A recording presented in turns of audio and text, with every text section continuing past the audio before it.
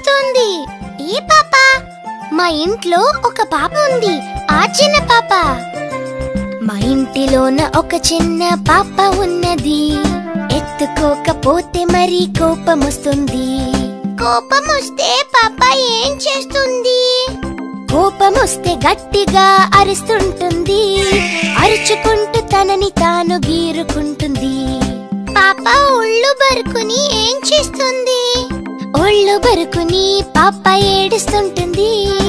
ఏడుపు కళ్ళ నుండి చిన్న ముత్యం రాలుతుంది. అయ్యో పాప ఏడిస్తే అమ్మ ఏం చేస్తుంది? పాప ఏడుస్తుంటే అమ్మ ఏడుస్తూ వచ్చును. అయ్యో పాప అనుకుంటూ ముద్దు ఇచ్చును. ఇప్పుడు తెలిసిందా పప్పు, పాప ఎందుకు ఏడుస్తుంది అని? అమ్మ కోసమే కదా. పాప పట్టిన మొండితనం సార్థకమైనది, మొండి చేసి ఏడ్చినదంతా అర్థమైనది. మా ఇంటిలోన ఒక చిన్న పాప ఉన్నది, ఎత్తుకోకపోతే మరి కోపమొస్తుంది.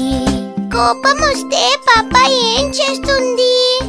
కోపమొస్తే గట్టిగా అరుస్తుంటుంది, అరుచుకుంటూ తనని తాను గీరుకుంటుంది. పాప ఒళ్ళు బరుకుని ఏం చేస్తుంది?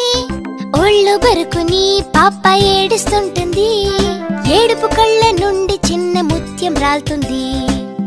అయ్యో పాప ఏడిస్తే అమ్మ ఏం చేస్తుంది? పాప ఏడుస్తుంటే అమ్మ ఏడుస్తూ వచ్చును. అయ్యో పాప అనుకుంటూ ముద్దు ఇచ్చును. ఇప్పుడు తెలిసిందా పప్పు, పాప ఎందుకు ఏడుస్తుంది అని? అమ్మ కోసమే కదా. పాప పట్టిన మొండితనం సార్థకమైనది, మొండి చేసి ఏడ్చినదంతా అర్థమైనది.